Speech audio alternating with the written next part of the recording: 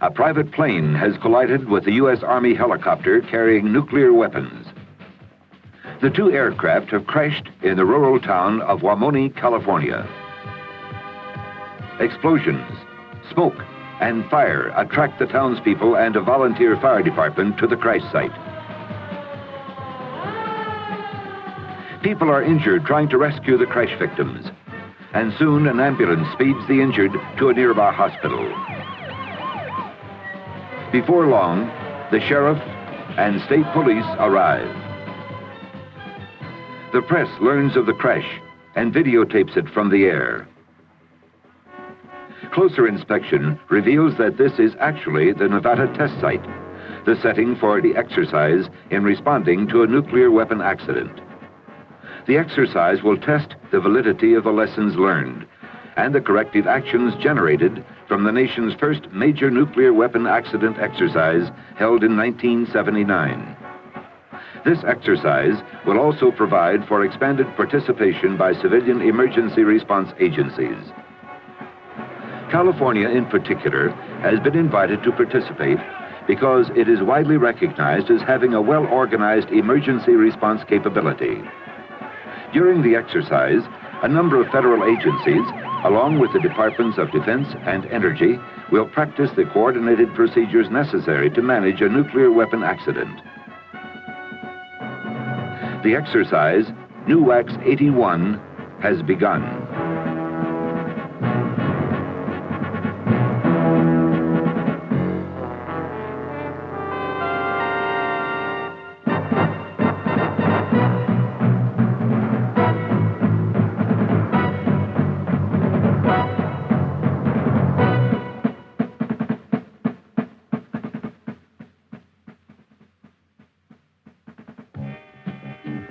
The plunging helicopter had transmitted a Mayday message, which was relayed to personnel in the National Military Command Center at the Pentagon. They started tasking forces to respond to a broken arrow, the code word for a nuclear weapon accident. The Pentagon first notified March Air Force Base, which was the closest military installation to the accident, and ordered them to deploy the initial response force. The NMCC then found that the California Highway Patrol dispatcher had already alerted March. One of the first lessons learned in this no-fault exercise was that the notification of response forces could come from civil agencies as well as through military channels. As a result, the military's initial notification system was expanded to tie in with operations centers of the Federal Emergency Management Agency and the Department of Energy. As March's initial response force was preparing to depart for Wamoni, the base command post alerted a Navy explosive ordnance disposal team from North Island Naval Air Station, California, to join them. Meanwhile, the California Highway Patrol had asked the California Department of Transportation to bring in radiation monitoring equipment. Exercise planners challenged state agencies with the potential problems of radioactive contamination in an accident of this type, affecting land, vehicles, local industry products, livestock, and townspeople. After both the crash and the townspeople's response had been staged, two short-lived radioactive elements, radium-223 and mercury-197, were dispersed to enhance the realism of the problems posed in the exercise.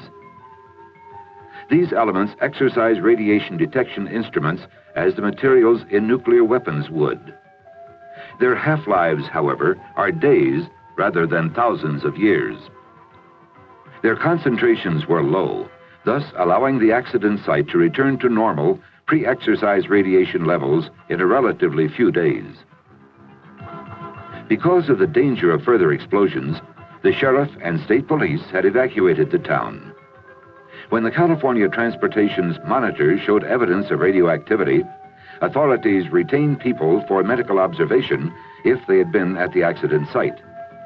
They notified the hospital that those injured in the accident response might have been contaminated. The state's Office of Emergency Services was informed of the contamination, and a health officer was dispatched. When the initial response force arrived, The on-scene commander, Air Force Lieutenant Colonel Robert Shea, was briefed on the situation. Upon initially responding, my first concern, of course, was exactly where the site was. My attention then turned to casualties. I wanted to know the status of casualties and fires, if there were any fires still up in the area. The policeman told me that they had already taken care of the casualties, that all the people that had been injured had been evacuated from the scene, and all the fires had been extinguished, and that all the fire department people that were in the area had been gotten out of the area. That allowed me to turn my attention then to establishing a security cordon around the area and radiological safety. One of his first duties was to secure classified material, but he had to contend with other immediate problems as well. The local townspeople expressed their concerns to his legal and public affairs officers. Throughout the exercise, an aggressive press demanded the authorities' attention. In this instance, the public affairs officer at the scene released a statement about the presence of hazardous but non-radioactive materials. Due to communications breakdowns, he did not know that the military authorities in Washington had already publicly confirmed the presence of radioactivity. Right at the initial response time, did not know that the Department of Defense had made a public release that weapons were involved. Ultimately, that proved to really be beneficial to us because it enabled us to be able to talk freely out on the site with the press people. The exercise pointed out the need for closer coordination between the response force commander at the scene and the National Military Command Center and other headquarters. While legal and public affairs officers responded to questions from local residents and the press, two newspaper photographers approached the accident site and took pictures that might have shown classified material. Although the Air Force personnel insisted on confiscating the film, it actually would have been up to the civil authorities or FBI to do so. This brought up a recurring point in the exercise. Who's in charge and who has jurisdiction? The initial on-scene commander established a national defense area to protect government property. This is essentially a military restricted area established on private land and within a civil jurisdiction. It was manned by perimeter guards, and during the course of the exercise, its legality was challenged by concerned citizens. This pointed out a need for the federal government to be prepared to explain to the public the necessity of such exclusion areas. The on-scene commander established some communications within 20 minutes of his arrival and immediately initiated weapon reconnaissance. The radiation monitoring team and the Navy Explosive Ordnance Disposal team soon accounted for 1 weapon, 5 casualties, and 3 cans of classified components. While teams continued the weapons search, the commander set up a contamination control station to control entry into the area. The National Military Command Center alerted the DoD's Joint Nuclear Accident Coordinating Center, or JNAC. The DoD JNAC, in turn, notified its DOE counterpart. The Department of Defense and Department of Energy's JNACs are located at Kirtland Air Force Base, New Mexico. These centers coordinate and dispatch specialized assets needed to deal with an accident, including air transportation. The DOE's JNAC alerted its accident response group and dispatched elements of the group to the accident site at the on-scene commander's request. They entered through the contamination control station and promptly identified a second weapon. The Federal Emergency Management Agency representative in the National Military Command Center helped coordinate the involvement of federal assets outside of the Departments of Defense and Energy at the national level. As an example, investigation of the accident had to be coordinated between the National Transportation Safety Board, concerned with the private plane, and the military. Since the Army had custody of the weapons at the time of the accident, the National Military Command Center directed the Army Operations Center to deploy a service response force to Wamoni. This response force was commanded by Major General Alan Nord from White Sands Missile Range, New Mexico. Specially trained response forces from around the country supported him. The hub of the Army's response force was the Nuclear Accident and Incident Control Team from Sierra Army Depot, California. Radiological control teams from the Army joined the Air Force Occupational and Environmental Health Laboratory to support the effort. Teams for explosive ordnance disposal, communications, security, and logistics also deployed. Base camp support for the response elements came from Fort Carson, Colorado. The Service Response Force's on-scene commander can retain any assets already on scene and can request others as necessary, regardless of their parent military service. When we arrived at the accident scene, my first initiative was to find Lieutenant Colonel Shea and determine the situation at the accident site. Because of the confusion of many activities at one time, I asked him to take 2 to 3 hours, put his people together, and come and give us a detailed briefing, all of us who had arrived on the scene with all of the different disciplines. With the concurrence of the Army Operations Center, General Nord requested additional assets. One such asset was the Air Transportable Radiac Package, an Air Force team from Kelly Air Force Base, Texas, which remains on alert to furnish technicians, equipment, and spare parts for radiological instrument repair. Airborne mapping and monitoring teams, such as the Air National Guard and Department of Energy's aerial measuring system, supported the accident response effort. Exercise planners presented unique challenges to the weapon recovery teams, composed of experts from the Army, Navy, and the national laboratories. 3 Army training weapons were used, representing 2 designed by the Los Alamos National Laboratory and 1 by the Lawrence Livermore National Laboratory. One of the weapons remained in the helicopter. Its explosive component had completely burned, but the weapon remained essentially intact. The second weapon's high explosive detonated in the fire, scattering pieces of the weapon and releasing contamination over a wide area. Because they could not readily find all of the pieces, the response group feared that some of the nuclear materials had fallen into the town water supply and contaminated it. Tests determined the water was contaminated, as was the fire truck when it refilled its tank. At first light, the second day, General Nord sent up a helicopter to search for the third weapon. My prime concern was to locate that third weapon. It was spotted in a gully about a quarter-mile southeast of the wreckage. Although it was badly crushed by the impact, it had not detonated. Neither recovery teams nor a helicopter equipped with monitoring equipment found any contamination in that area. The existing national defense area had to be expanded to include this weapon. Recovery personnel called in specialized diagnostics teams. Using radiographs and conferring with designers back at Los Alamos, the team prepared a render-safe plan. They decided that the loose pieces of high explosive could be removed and the remainder desensitized with a thorough application of oil. But the question still remained: where should the weapon be taken? Weapon assembly plant personnel said they could not safely disassemble it at their facility. The Nevada Test Site Director was contacted. Would he accept the weapon, destroy it underground, and thus dispose of it? Yes, if it could be transported safely. The problem then was how to safely package the mangled weapon and remove it from Wamoni. The decision was made to foam the warhead in place without removing it from its shipping container, using a foam specially designed for this purpose. The last step was to foam the weapon and its shipping container inside a jet engine pod for transportation.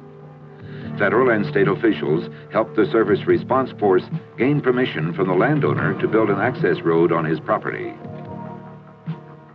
During the exercise week, these teams worked in a smooth, cooperative effort to meet the challenges.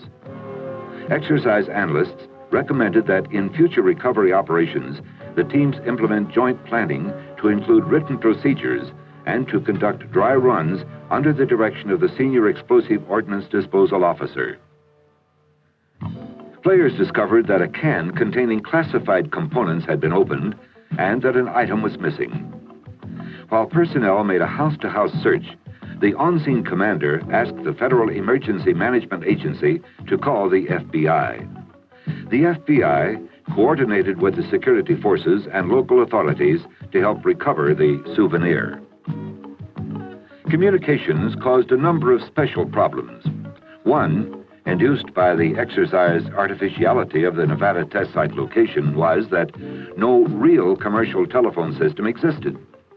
In addition, sophisticated Department of Defense satellite communications assets, which would be provided in the event of an actual accident, could not be made available for an exercise at that time. Most problems resulted, however, from a combination of equipment incompatibility, equipment failure, and independently established communications centers.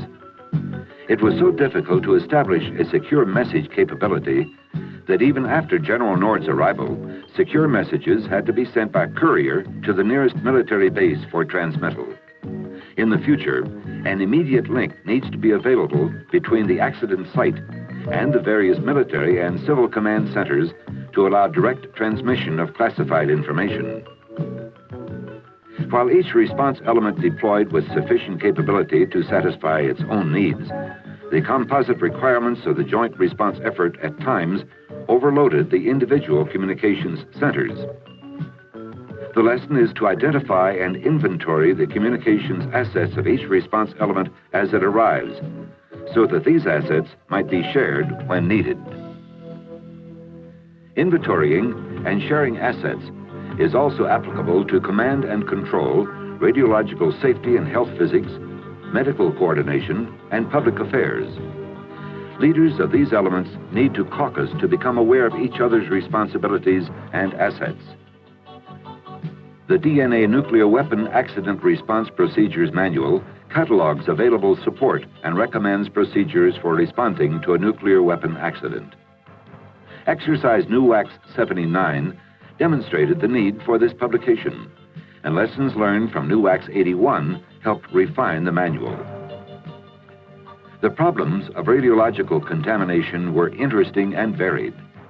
The possibility existed that the meatpacking plant and the produce market were contaminated, as well as the water supply and the cattle. Some of the injured rescuers and some of the firefighters received contamination. One resident expressed concern about the possible effects of radiation exposure on her pregnancy. The on-scene commander funneled most of these concerns through the California Office of Emergency Services to the proper state and local health agencies. The Federal Emergency Management Agency contacted the Food and Drug Administration with regard to contaminated food products. In addition, the commander's legal staff set up a claims office and handled problems such as those caused by impounding local products within the national defense area. It is evident that response forces must be prepared to meet a variety of legal problems, and that they will need experienced legal personnel to handle them. California response personnel sampled soil and air around the perimeter, and the Army asked them to establish a bioassay program to screen the townspeople. This brought to light the need for more effective coordination among military, federal, and state radiation control elements. Data collected should be pooled and reported in a standardized measurement unit. This data can then be used by a combined advisory staff to plan a total health physics program. Doctors with the response force need training in the coordination of various organizations responding to radiological health problems. Additionally, responding medical personnel must be trained to handle contaminated patients. They should also be aware of the expertise available from the Army's Radiological Advisory Medical Team, which specializes in this type of health hazard. The public affairs officers of the various response agencies had established a joint information center at the base camp by the end of the first day of the exercise. They held frequent joint news conferences to keep news media representatives and townspeople informed. The center functioned in a cooperative manner, but demonstrated the need to revise some present planning. It was also evident that additional support personnel and equipment were needed. The aggressiveness of reporters and concerned citizens became a security problem for the on-scene commanders. The initial response force security was especially handicapped by being too small to effectively cover the large national defense area perimeter. Lieutenant Colonel Shea, therefore, requested support from military and civil police. This security force must be capable of rapid augmentation and may need radiological protective clothing and equipment as well. A demonstration one afternoon grew into a potential riot. General Nord requested more perimeter guards and sheriff's deputies and ordered extra security placed around the weapons. A water cannon was positioned at the gate. Some people acting as demonstrators penetrated the area and MPs removed them. During the demonstration, the assistant to the Secretary of Defense for Atomic Energy, Dr. James Wade, paid a visit and was surrounded by actors playing demonstrators and the press. Dr. Wade had expressed a vital interest in the accident, and General Nord gave him a thorough briefing. In general, I think Dr. Wade found that the exercise was fulfilling its objectives, and he found great interest in all of the technical aspects, legal aspects, and public affairs as well. Visitors to exercise NUWAX 81 were accommodated in two separate sessions, one for the real press and one for officials of the agencies involved in the exercise. The exercise hosted foreign observers as well. All were treated to a grandstand view and briefings by the on-scene commanders and the exercise director, Brigadier General John Mitchell. A thorough radiation control program was in force for all participants, players, umpires, and control staff. Everyone inside the control area was protected with anti-contamination clothing and respirators. In addition, the bioassay program was carried out with the use of detectors to screen perimeter security personnel as well as everyone who entered a contamination control station. A less visible aspect of the radiological control program was its documentation. The Defense Nuclear Agency retained exposure records of all NUWAX participants. The data were collected via radiation detecting film badges and the bioassay program. Of the 1,400 participants in the exercise, the only persons receiving even a measurable amount of radiation were some of the control staff's contaminant spreaders. The highest reading among that group was only 5% of the allowable quarterly dose for radiation workers in the United States. In the early part of the exercise, we gave priority to securing the weapons, to safing them, and recovering them. But also all along, we were concerned about site restoration, and we began work immediately on that aspect as well. The basic questions addressed were, what must be done, who will approve and carry out the plan, and who will pay for it?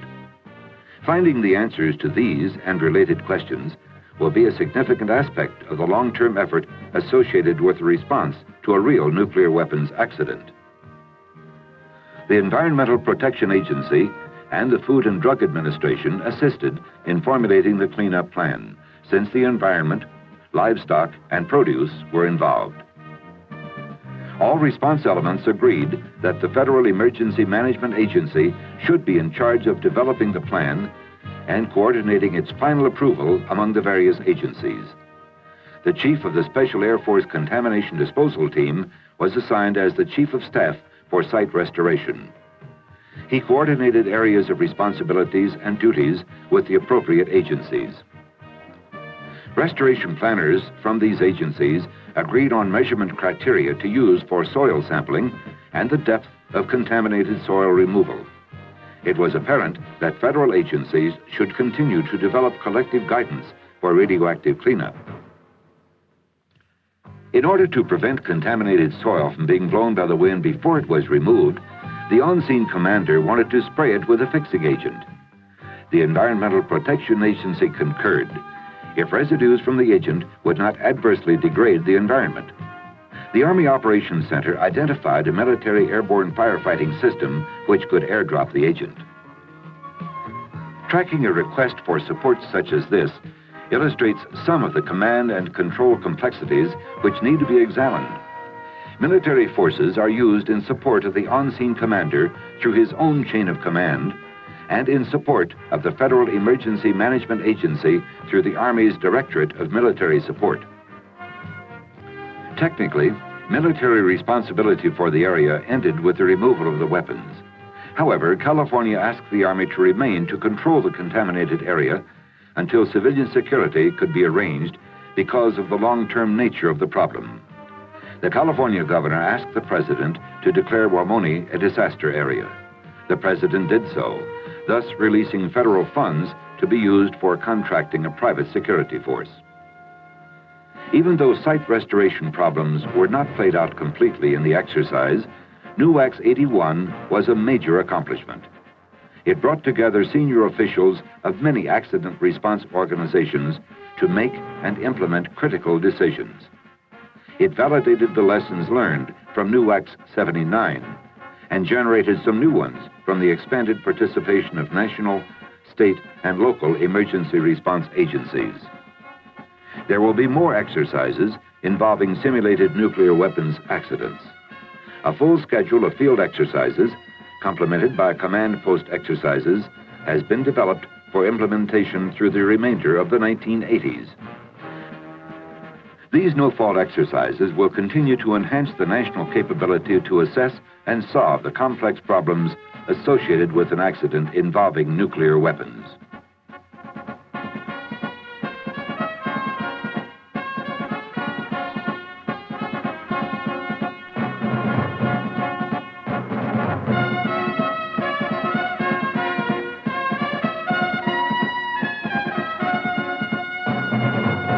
A number of federal agencies, along with the Departments of Defense and Energy, will practice the coordinated procedures necessary to manage a nuclear weapon accident. The exercise, NUWAX 81, has begun.